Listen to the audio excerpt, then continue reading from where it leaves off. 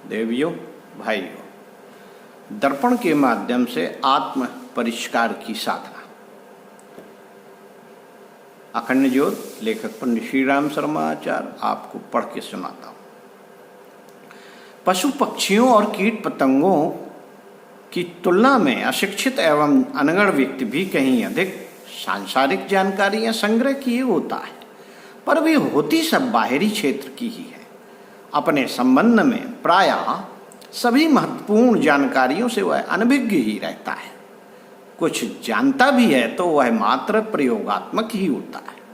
वस्तु स्थित समझ सकने योग्य गहराई में प्रवेश पाना प्रायः उससे बन ही नहीं पाता।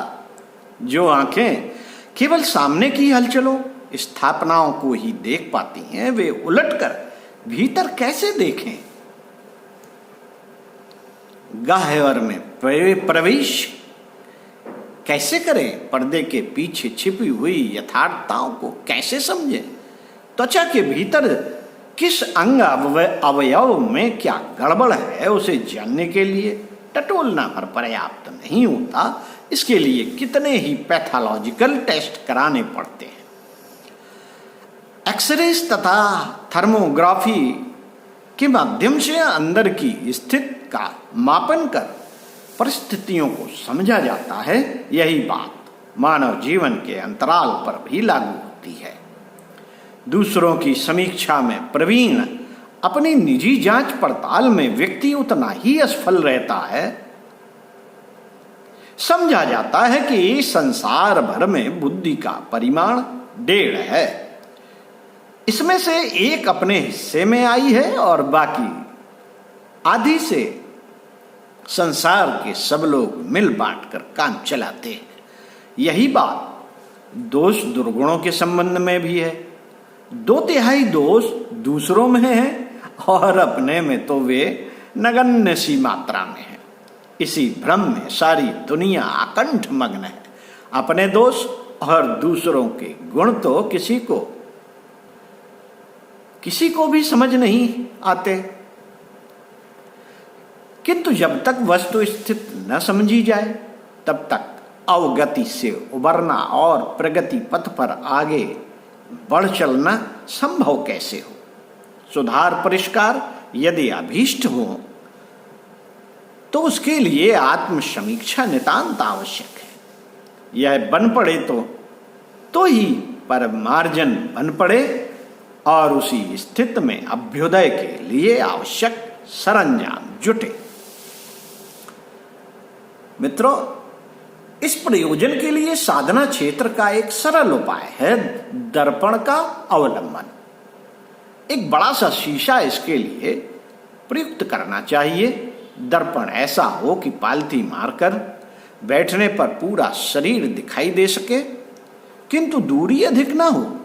ऐसे बड़े आकार का वह मिल सके तो सर्वोत्तम, अन्यथा छोटे साइज से भी काम चलाया जा सकता है। गर्दन तक चेहरा साफ साफ दिखाई पड़े तो भी समझना चाहिए कि काम चल गया। दर्पण में दिखने वाले अपने प्रतिबिंब को अपना नहीं, अपने किसी निकटवर्ती घनिष्ठ संबंधी का मानना चाहिए और भाव यह रखना चाहिए कि इसकी त्रुटियों का परिमार्जन करना है। सत्प्रवृत्तियों के बीजांकुर विकसित करना है। सही राय पर चलने से यदि भटकाव हो गया है तो उसे यथार्थता समझाकर, सही बात समझाकर सही रास्ते पर लाया जाता है।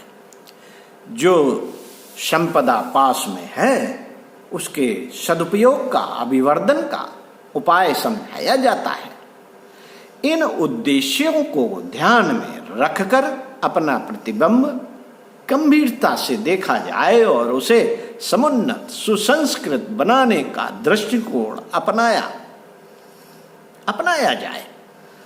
आदर्शों की कसौटी पर जितनी खोट मिले उसे सुधारने के लिए उपयुक्त प्रयास करने हेतु संकल्पित हुआ जाए।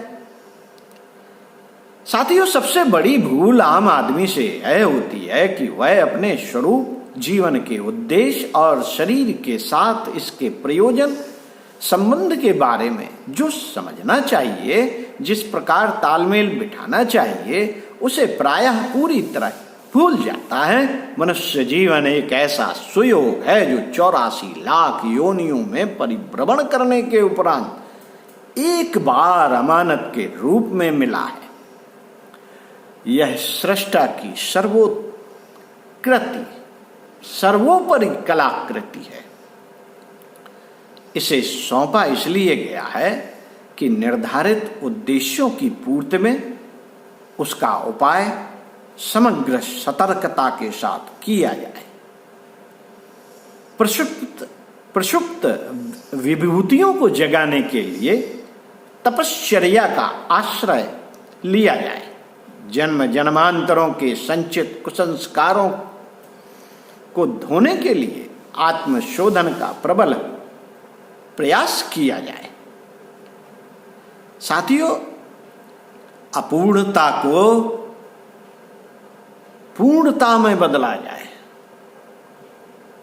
साथ ही सेवा संवेदनाओं को उभार कर अपने स्वभाव में अधिकाधिक पुण्य परमार्थ का समावेश किया जाए। मानव की गरिमा इसी में सन्निहित है।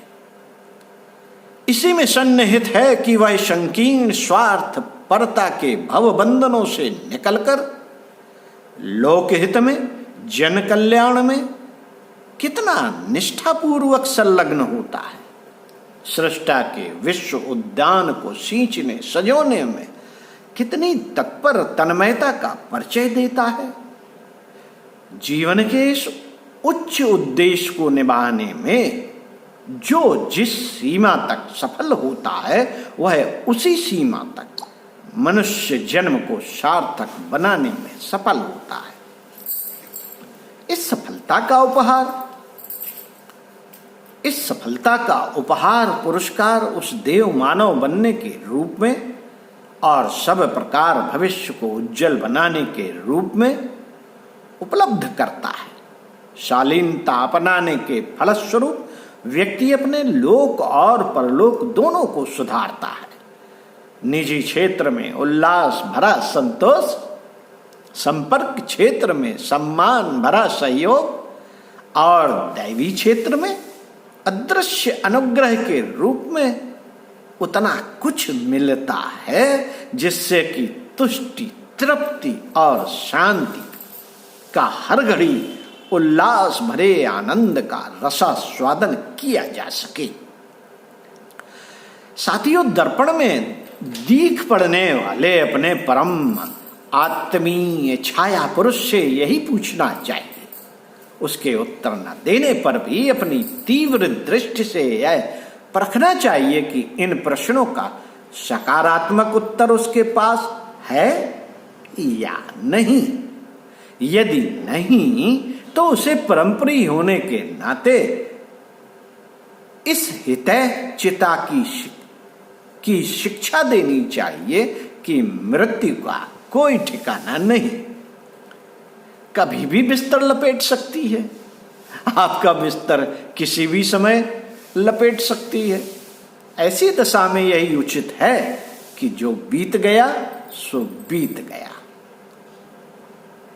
उसमें हुई भूलों के लिए पश्चाताप करते हुए जो शेष है उसे श्रेष्ठतम बनाने के लिए हर क्षण इसी क्षण से मुड़ जाया जाए। समय को आलस्य प्रमाद में न बिताया जाए। यह वर्तमान ही है जिसमें दिशा बदलने का काम अविलंब आरंभ किया जा सकता है और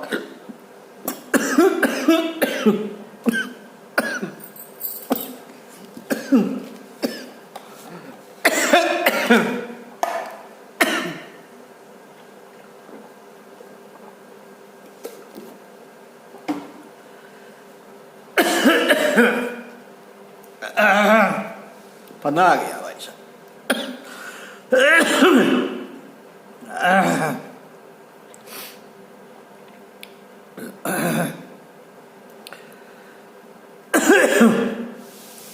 साथियों, माता बच्चे को गोद में उठाने से पहले उसके शरीर से लिपटी हुई गंदगी को साफ कर लेती है। कीचड़ से, मलमूत्र से सने हुए व्यक्ति को कोई व्यक्ति प्रसन्नता पूर्वक पास नहीं बैठने देता।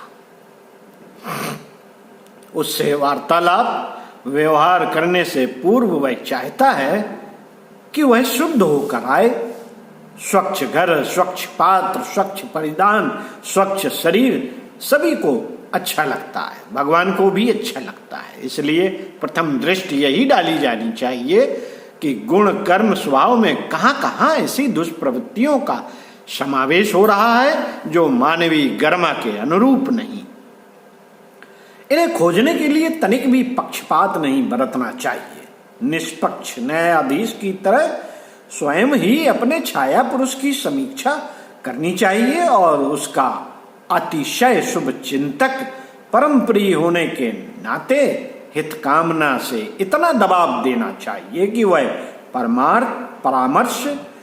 परामर्श मात्र सुनकर इस कान से सुने और उस कान से न निकाले, वरन अभ्युदय की महत्ता समझते हुए अपने सुधार परिवर्तन के लिए सुनिश्चित संकल्प और सुदृढ़ संकल्प करे।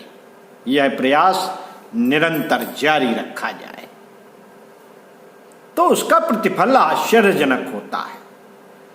साथियों, वाल्मीकि, आंगुलमल, विश्वमंगल जैसे लोग जब अपने में आमूल चूल परिवर्तन कर सकते हैं तो कोई कारण नहीं कि दर्पण में विराजमान अपना अभिन्न आत्म परिष्कार के द्वारा उज्जवल भविष्य के निर्माण में निरत न हो सके। दर्पण साधना करने के लिए आपको इसका मतलब जानना चाहिए। वह मैंने अकर्ण ज्योत के गुरुदेव के लेख को पढ़कर आपको बताने का प्रयास किया है। अब आप एक दर्पण की व्यवस्था करके और अपनी कमियों को ढूंढना शुरू कर दीजिए, और ढूंढना ही नहीं, इसको दूर करने के लिए संकल्पित हो जाइए। गुण कर्म स्वभाव, ये तीन ही बातें तो ऐसी हैं जो ईश्वर को सम्मान दिलाती हैं, ईश्वर को जिनकी वजह से पूजा जाता है। आपको इसी का शोधन करना है, अपने गुणों का, अपने कार्यों का और अपने स्वभाव का। जब ये इससे रिलेटेड कमियां आप ढूंढ लेंगे तो फिर सुधार आसानी से हो जाएगा। ओम शांति। आइए दर्पण साधना करते हैं।